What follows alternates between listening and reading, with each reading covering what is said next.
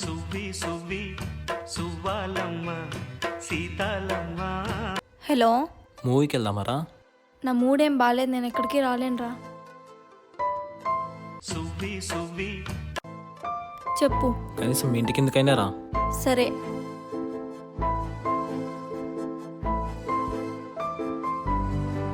ఎందుకు రెండింటి నుంచి ఆన్లైన్లోకి రాలే? బయటకు వెళ్దామంటే మూడుగుం బాగాలేదంటున్నావు.